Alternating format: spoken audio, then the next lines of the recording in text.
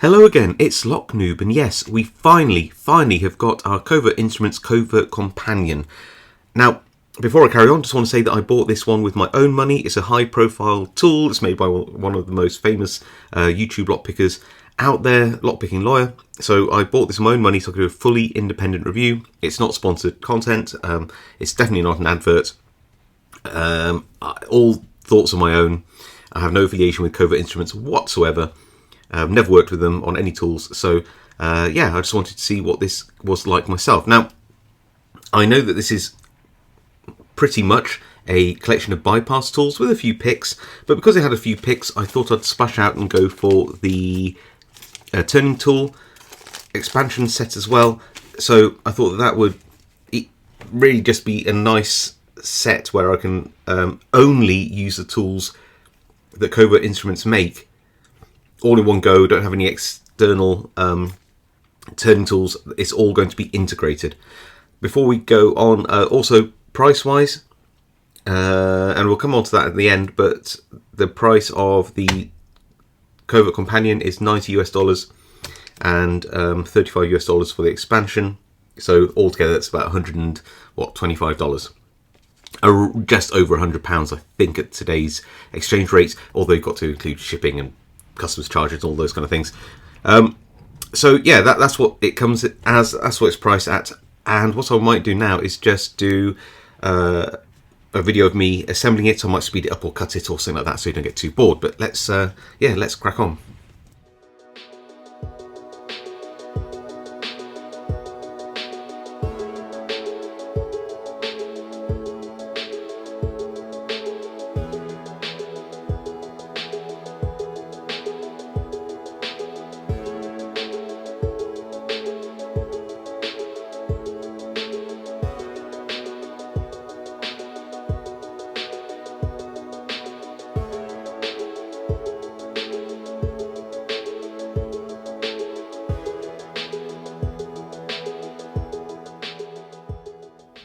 And here we are. So I actually put this together using Lockpicking Lawyer's own video explaining how to do that. I found it pretty easy to do, I have to say. It wasn't hard at all. I think I got it right. I did make a mistake, and because I made a mistake, it's definitely worth learning from it. Lockpicking Lawyer probably made it clear, but clearly I missed it, which is that the kit comes with sort of standard long screws and some shorter ones. These long ones will go into the sort of original I don't know what you call these screws on this side, but if you put the little pillars in, you can see that they are far too long for these expansion pillars, so you have to use the shorter ones. So yeah, there are some shorter ones in here. Another thing is, try to use a nice big flat head screwdriver, something big and thick like this, so you don't tear the screw heads. You want to keep them looking nice and fresh like that. Also, even though these are held in with O-rings, I imagine that over some time and usage the tools may become a little loose, so you might want to just tighten them up again, and you want to make sure, if you do need to do that, you haven't torn your screw heads, because obviously that will make it a little harder. Although I think one good thing about using the smart key system is these are really easy to get spares or even whole replacements for. Anything else I'd say? Yeah, I think if you watch the videos on how to assemble this, it's quite easy. The dovetailing of these pieces can be a little bit tricky. I think Lockpicking Lawyer has the knack of folding them together. It took me maybe a few seconds to get used to how it all puts together, but it really wasn't that difficult. Let's have a look at the turning tool expansion. So I think that's it. You press down here like that. These come out and they're held in really well, actually. Let's hold on. Yeah, they're not coming out. I think then you've got to lift off. Is it, yeah, from this side? Lift off this like little clip and turn it like that, and then you should be able to just lift out these tools as you need. And there are 4 different thicknesses there. One thing which is part of the design here. Oh look, it's got a little Covert Instruments door etched in there, is that it has obviously the top of the keyway short, long, and also the tool itself is thin enough in this dimension, the height, so you could use it as a turning tool in its own right. So there's sort of 3 turning options, which is exactly why I wanted this expansion, because I thought that that would give me a lot of options for using these turning tools. The other thing to notice is that the traveller hook does just want to, for reasons only known to itself, keep poking itself out. It's not a big deal, but to just poke it back in, but it is sort of the longest of the tools in here. But otherwise, yeah, I'm quite impressed with its compactness, and I think the range of tools in here is pretty cool. Actually, it's a huge range in such a small package. So I've got the expansion in there, which has made it about 1 centimetre wider, but it's still, you know, pretty small, I'd say. Right, enough waffling on. Let's try some of these tools. Let's see what we got first. I'm going to try and do this and pull them all apart from each other. I can worry about putting them back together later. So what do we actually get? Let's do a little fan. Always looks nice, doesn't it? I have to do that for a thumbnail anyway, won't we? You have a traveller hook here for slipping some internal latches, bypass knife, a whole load of warded lock tools, a jiggler, a couple of quad, is it 1, 2, 3, a quad and a quint peak rake, a couple of hooks, a short and a medium, 2 wafer jigglers, a bunch of the 4, 5 and 6 pin comb picks, this one being a thin one, I think it's 15,000th, which should be able to bypass some of the 6 pin master lock / American lock picks, locks, I think. Then we have a very thin decoding tool here for this type of lock, and what looks like a handcuff shim as well in a very thin material. Another point is, please be super careful when you're folding these back, because if you just push like that on these to fold them back instead of pushing at the base, and especially if you're going to do it with other picks, then you could risk bending and damaging these finer tools. So just be pre-warned and be careful. I probably won't be able to test like absolutely everything on this. You'd probably get bored, but I'm going to try and do a little bit of everything, and yeah, let's go. Okay, a bypass knife, let's try that. It can be a bit tricky.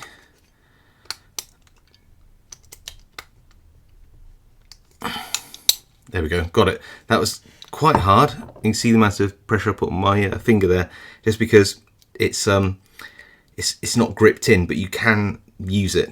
We'll try a pull bypass now with this knife. So I'm just pulling the locking pull back, going to rotate that round and go in along the pins now and try to get the other side.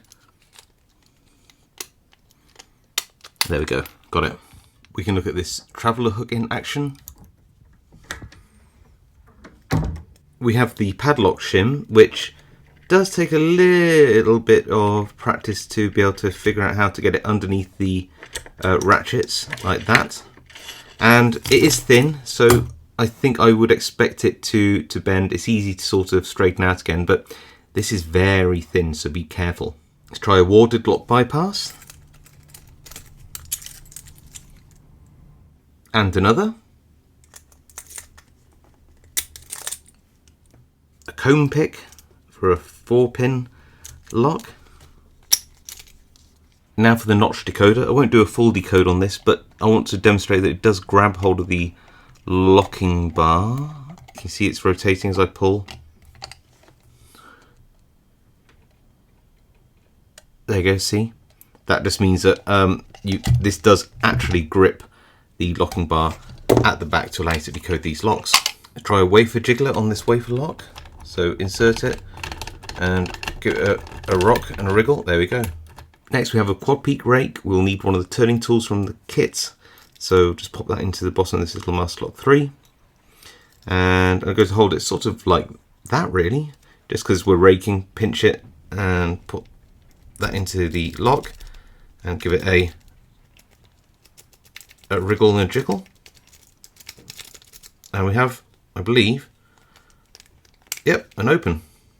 I think we'll finish on a short hook on a tricky little lock with some spools. And we're just going to go in and hold the pick, well, in hand like this really. Takes a little bit of getting used to, but shouldn't be too much of a problem for an experienced picker to adapt to the tool.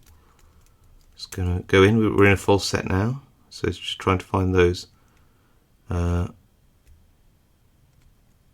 spool pins. I think we've got one here.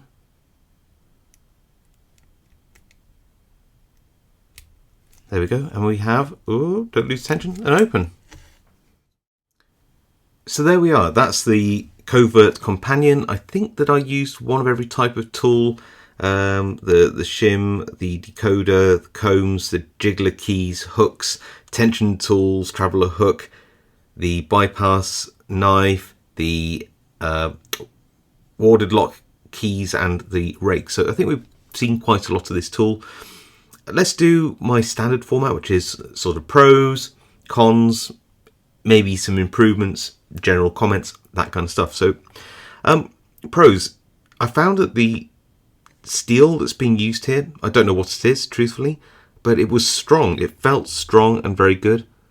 The finish is excellent actually. I don't know whether you can see the tumbling here, especially within the grooves of these rakes. Really nice. So in terms of the strength of the material and the finish, really good. Tool selection, this is clearly a bypass set with some hooks and rakes. And as far as bypass sets are concerned, I think you've got a decent set of warded lock picks. You've got lots of the better jiggler keys here. Traveller hook's an interesting and fun addition. Bypass knife is always excellent to have. The notch decoder is really brilliant. The sort of padlock shim, although easy to sort of deform, whether you can just see a mild deformation. It's easy to bend back because it's so thin in use, is all there. So I mean the choice of tools is really excellent actually. I think that the expansion for these tension tools is really great design. You know, you've got these tools are actually very good actually. I really like these turning tools. You could just take these out and stick them in your standard lockpick set. They're genuinely that good. But I really like the mechanism here to sort of keep them in, and it really does keep them in very well indeed. Sorry, it's the wrong way around, but it's got to sort of go back there. The way it sort of slots in, it's self-contained. Really good. Another plus I think is that the assembly of this set is actually surprisingly easy. Lockpicking Lawyer's videos, he makes it obviously look a bit easier than it is, but they're really good, and when you follow them you get it right. Clearly I didn't quite get it right first time, but it was a minor error using these slightly longer screws, which I corrected within seconds. So I mean overall the quality of the set and the range of tools in here is really high, and I'm very pleased about that. Actually, you always worry when you get your hands on these things that they might not quite be as good as you're led to believe, but I do think the tool quality is very good. Cons. There aren't many cons, but all the cons are related to one specific issue, and that is the format of this. Clearly, if you had full handle tools individually, they would be a lot easier to use and more robust.